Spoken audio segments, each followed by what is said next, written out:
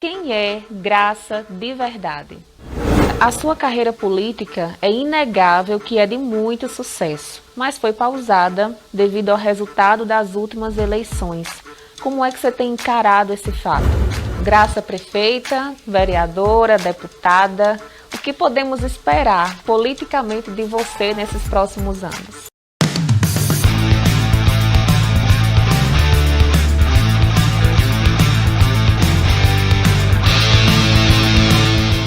Ela é uma das mulheres mais notáveis de Cerro Corá.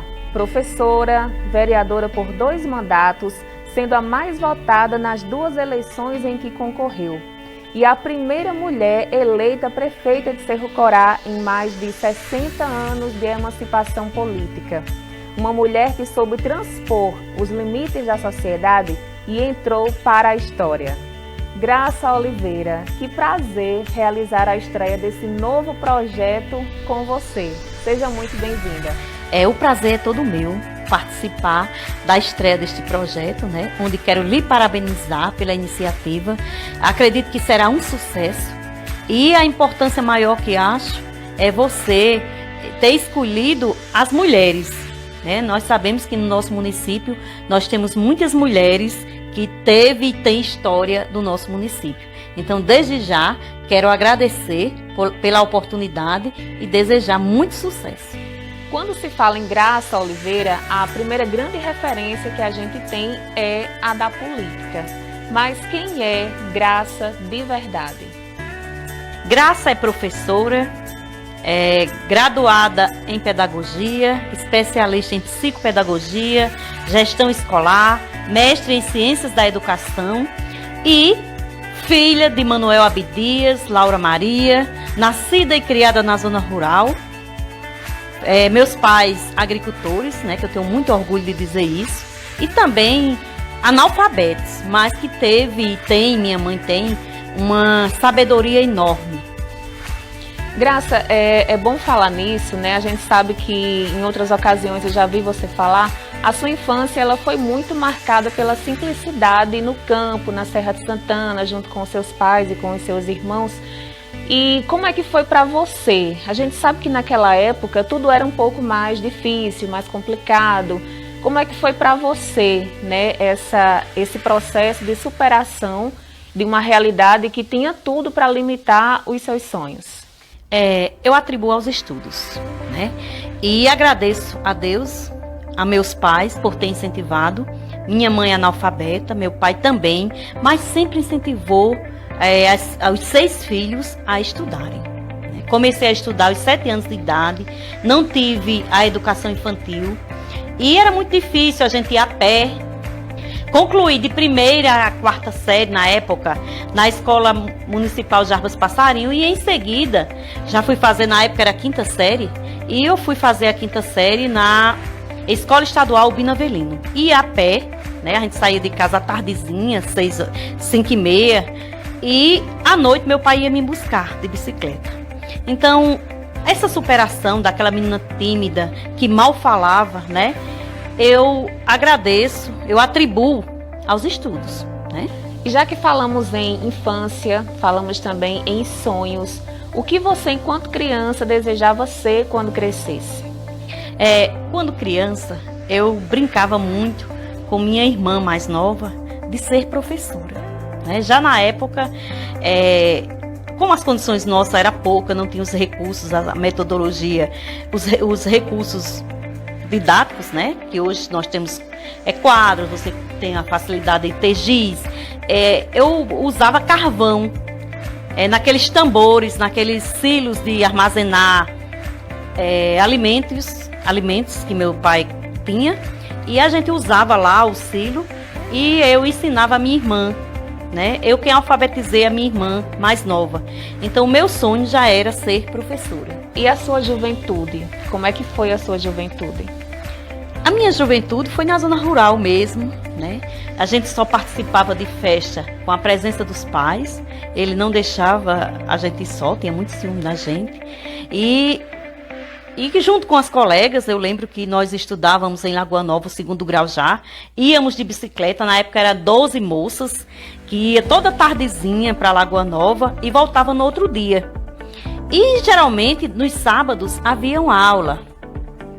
E às vezes quando tinha festa, a gente para querer fugir, a gente dizia, né, inventava aos nossos pais que tinha festa. Aliás, que tinha aula que era para participar da festa. Então a nossa juventude foi assim, foi uma juventude muito simples, muito de casa mesmo, da nossa casa. As amigas se reuniam na minha casa, eu me reunia na casa das amigas. E também aqui e acolá essas festas que a gente fugia para ir, a não ser com a presença dos nossos pais, porque eles não deixavam ir às festas sós. Graça, podemos dizer então que você teve uma infância e uma juventude feliz. Certeza, a minha juventude, a minha infância foi uma infância muito feliz, né? Muito saudável, realmente uma infância. E a juventude também, na zona rural, com amigos de verdade, né? Que ainda hoje eu tenho esses amigos que adquiri na infância e na juventude. Então eu considero uma infância e uma juventude muito saudável, muito feliz. Falamos muito em família, Graça, né? Você sempre cita com muito carinho a sua família. Quais são as suas referências familiares para moldar esse seu caráter e essa personalidade tão marcados, né, pela coragem e pela determinação? A minha referência são meus pais, né? Meu pai e minha mãe. Meu pai era aquela pessoa de palavra, aquele homem de caráter, de respeito, de quando dizer sim era sim, quando dizer não era não. E minha mãe é uma liderança. Sempre ela liderou a família. E ainda hoje, com 73 anos, né, ela lidera. A última palavra ainda é a dela. Então, minha mãe e meu pai são as minhas referências, porque foram com eles que eu aprendi o que é respeito, eu aprendi a ter o que é ética, né? Eu aprendi os valores, os bons costumes. Então, tudo que eu carrego hoje, da minha herança comportamental, na questão de respeito, de valores, de gratidão, foi com eles que eu aprendi.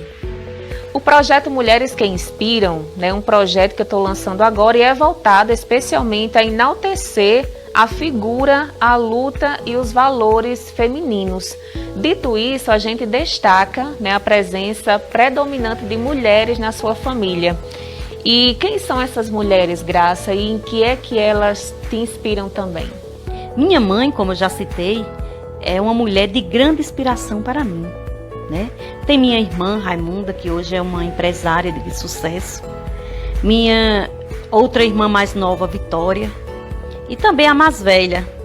Então são a minha inspiração familiar é a minha mãe e as minhas irmãs, né? Cada uma com sua peculiaridade, com seu jeito de ser, mas com o seu caráter, né? Com a sua predominância, com seu respeito, e são nelas que eu me inspiro. São mulheres de história e de personalidade muito forte também, não é isso?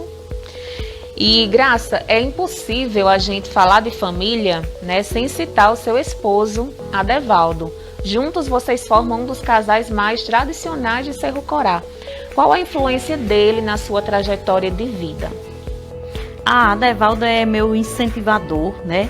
É meu amigo, é aquela pessoa que incentiva, que apoia todos os meus projetos, né?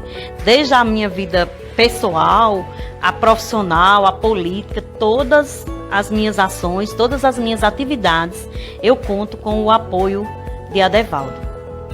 É aquela pessoa que está sempre do meu lado, nos momentos bons e também nos momentos não tão bons. Dizem que por trás de um grande homem sempre existe uma grande mulher, mas eu acho que um homem com personalidade, um homem forte também é determinante para as conquistas femininas. Você concorda? Com certeza, né? Se não fosse o apoio dele, o incentivo dele, hoje eu não teria ocupado os cargos, principalmente na política, que ocupei, né? Eu só ocupei esse cargo porque eu tive o incentivo, eu tive o apoio dele, né? As orientações dele, a ajuda de Adevaldo. Eu vejo que você sempre fala com muito carinho também da sua profissão, né? Do ofício de professora. O que te direcionou a escolher esse caminho? Como eu disse, desde criança, eu já pensava em ser professora. E o meu segundo grau, eu fiz, foi magistério. E na função de magistério, no curso de magistério, a gente passava por aquele estágio, né? De 1 mês na sala de aula, junto com a professora. E eu lembro que a minha professora colaboradora, ela era uma pessoa que incentivava muito, né? Então eu já tinha vontade, participei desse estágio e com isso foi um incentivo a mais a minha escolher a profissão de professora. Eu já tinha o dom, eu acredito que eu já tinha um dom, porque eu acredito que ser professor é um dom, é uma vocação. Você não é professor porque você quer, por uma opção. Eu não acredito nisso. O professor é uma profissão, mas sim, é um dom, é uma vocação. Até porque é uma das profissões mais bonitas e mais importantes do mundo, né? Eu sempre digo, é através do professor que passa todas as outras profissões. Então, é um ofício lindo ser professor. Bom, e sabemos que em virtude, né, do ofício, da vida pública, você passou um tempo fora das salas de aula, retornou agora. E como é que foi esse seu retorno? O meu retorno foi muito saudável, né? Como eu sou professora há 28 anos, embora estava fora da sala de aula propriamente dita há muito tempo, porque passei por todas as funções da educação. Fui diretora de escola, fui supervisora, fui coordenadora, trabalhei também em um acompanhamento dos alunos com dificuldade de aprendizagem, né, exercendo a psicopedagogia, e voltei agora para a sala de aula, embora remota, mas eu não tive nenhuma dificuldade, porque eu sempre estava na ativa dentro da educação. E esse retorno foi muito satisfatório, né? Apesar de não conhecer ainda todos os alunos, nem conhecer os pais, porque não tivemos essa oportunidade, mas a gente recebe o carinho dos nossos alunos, né? A acolhida dos meus colegas professores, até porque a Escola Municipal Belmiro Viana, onde eu fui lotada, foi a minha primeira escola, né, que lecionei, a minha casa, a minha segunda casa, e lá encontrei todas as minhas colegas, né, com aquela receptividade, com aquela alegria, com aquele acolhimento, e a gente se sente muito bem, se sente em casa. E como a educação, né, ser professora é uma coisa que eu gosto, como eu disse, desde criança, para mim é uma alegria imensa estar novamente na ativa dentro da sala de aula, na regência, que fazia muito tempo que eu não estava. Política é algo muito forte na sua vida, mas tudo tem um início. Quando é que essa veia política começou a pulsar em você? Eu acredito que desde criança, porque desde criança que eu já gostava dos candidatos. O nosso quarto era enfeitado dos cartazes dos candidatos. Na época, o que a gente fazia? A gente colocava a cola, nós não tínhamos a cola, e a gente já colava com sabão. Então, o meu quarto era enfeitado com os cartazes dos candidatos. E quando eu fui crescendo mais, né, na época tinha a história das alamoças, não sei se você lembra, acho que não era do seu tempo não, mas as alamoças era aquele conjunto, aquele grupo de jovens, né, que ficava animando na frente com aquelas fardinhas todas arrumadinhas, e eu já estava naquele meio. E posterior, eu já fazia campanha, né, já trabalhava como cabo eleitoral para os candidatos. Porém, existia já aquela vontade, mas eu não dizia, mas eu já sentia aquela vontade, já me via em cima de palanques, vamos dizer assim, discursando. É tanto que eu discursava em cima dos cajueiros. Na minha casa tinha um cajueiro, né? E eu gostava de ficar lá em cima, com o microfone assim, fazendo discurso. Então, essa vontade também, já é desde criança. E como foi a sua iniciação política? Como é que surgiu a primeira oportunidade para que você pudesse disputar um cargo eletivo? Em 2008, né, meu esposo Adevaldo, junto com meu tio Geraldo França e minha família, eles incentivaram muito a que eu saísse candidata a vereadora, né? E eu tinha aquela vontade, mas não tinha coragem. E eles dizem, não, você tem que ser, se você não for, vai ser outra pessoa. A gente vê que nossa família é grande, nós temos muitos amigos, e eu quero que você seja candidata. E eu fiquei pensando, né, analisando, eu digo a você que passei noites sem dormir, com vontade, porém, não tinha coragem. E aí, um certo dia, né, eu amanheci, acordei, aliás, não dormi, e quando amanheceu o dia, eu disse, eu vou ser candidata a vereadora. E isso foi uma alegria muito grande, né, para Adevaldo e para minha família. Então, foi assim que surgiu essa primeira candidatura. E você foi para a luta, né, foi eleita na primeira eleição em que concorreu como a vereadora mais votada de Cerro Corá. Exato, então eu entrei acreditando, né? E eu lembro muito que em uma primeira reunião que teve, eu acho que poucas mulheres, eu acho que 3 mulheres, ou era 2, eu e outra, não lembro bem. Mas eu lembro que, como a gente sabe, que a política predomina o masculino, o homem, né?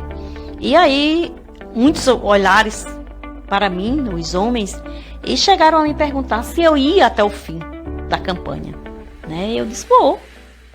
Se eu entrei, é porque eu vou até o fim, né?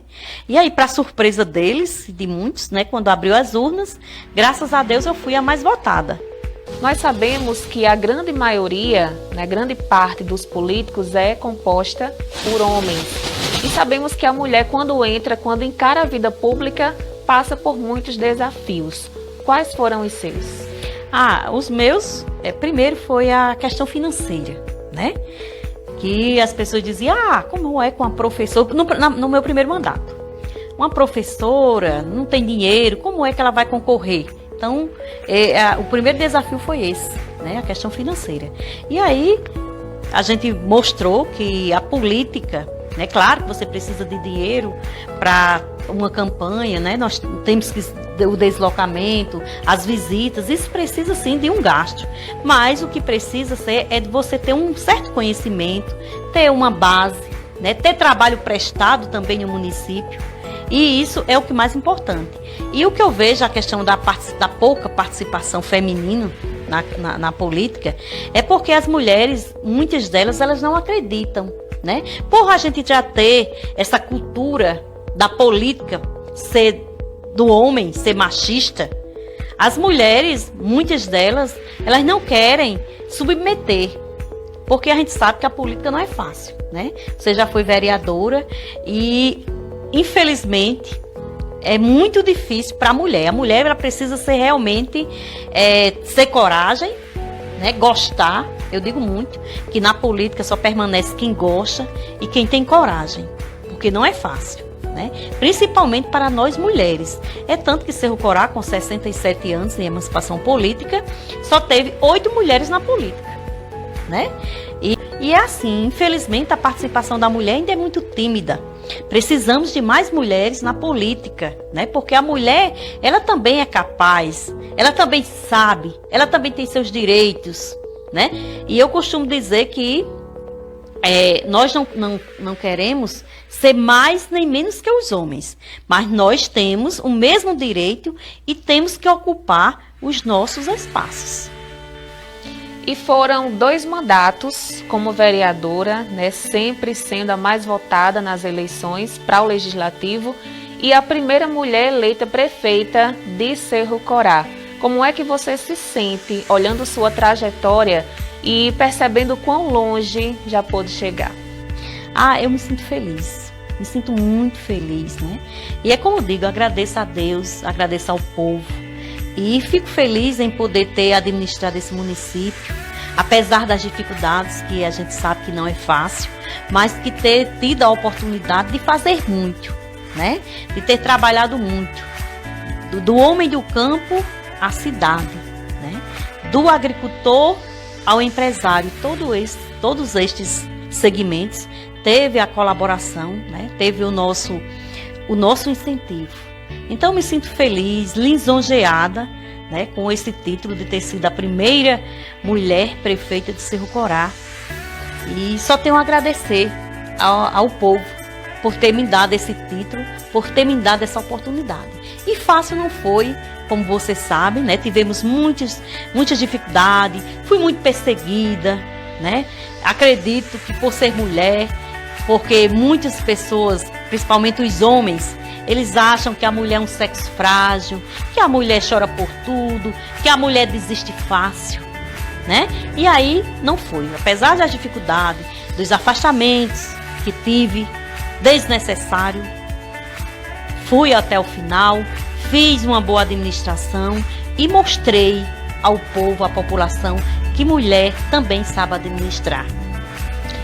Graça, e você sempre foi uma política muito atuante, né? Muito presente no meio da comunidade. Podemos até credenciar a isso parte do seu êxito eleitoral, do seu êxito político. Como é que você construiu a sua personalidade política ao longo dos anos? É como você diz, eu sempre fui uma pessoa muito presente, né, nas comunidades. Eu sou uma pessoa que gosta de gente, que gosta de estar no meio de gente, de ouvir as pessoas, né, de ajudar de algumas formas as pessoas. E foi isso, as pessoas me impediam, né?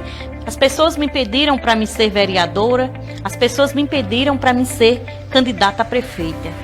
E eu ouvi as pessoas e enfrentei, né, encarei esse desafio e foi isso. Foi ouvindo as pessoas e participando ativamente da vida das pessoas nas comunidades. Estar no comando de um município não é tarefa das mais simples. A gente sabe as inúmeras dificuldades pelas quais passam os gestores públicos.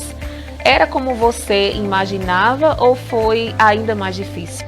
Na realidade, eu imaginava, tinha uma noção, mas nós só sabemos como é realmente de fato quando estamos praticando. Então foi no exercício do mandato, né, que aprendi a administrar, né, que aprendi a ver de perto as dificuldades, que junto com a nossa equipe a gente fez o que deveria ter feito, né, que foi ajudar as pessoas, principalmente aquelas que mais precisavam.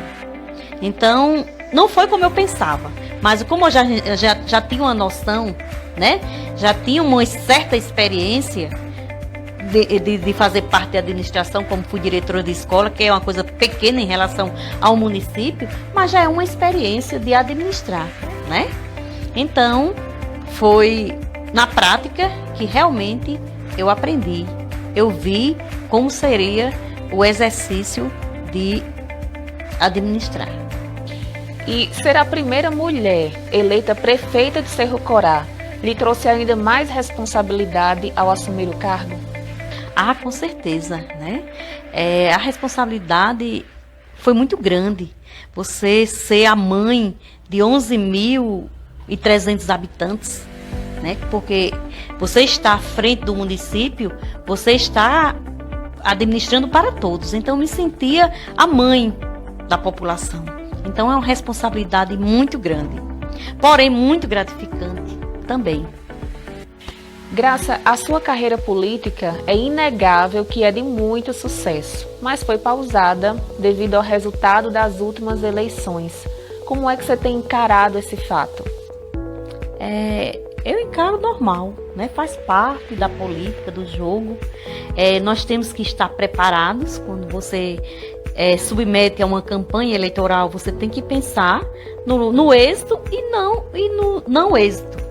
Como eu sempre digo, perder é ruim, não é bom, mas a gente tem que estar preparado e aceitar a vontade do povo. Democracia é isso, é você aceitar, é você respeitar, e é assim que estou, né? Estou tranquila, de consciência tranquila, dormindo bem, em paz e muito grata. Eu sempre agradeço demais a Deus todos os dias e ao nosso povo.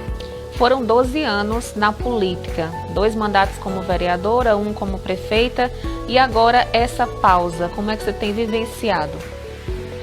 Eu continuo do jeito que gosto de fazer, né? Continuo passeando, visitando o povo nas comunidades. Sabemos que estamos num período de pandemia, ainda não pode ter aglomeração, mas estou com mais tempo de visitar minha família e meus amigos. Estou assim, né? Conversando com o nosso povo, ouvindo nosso povo.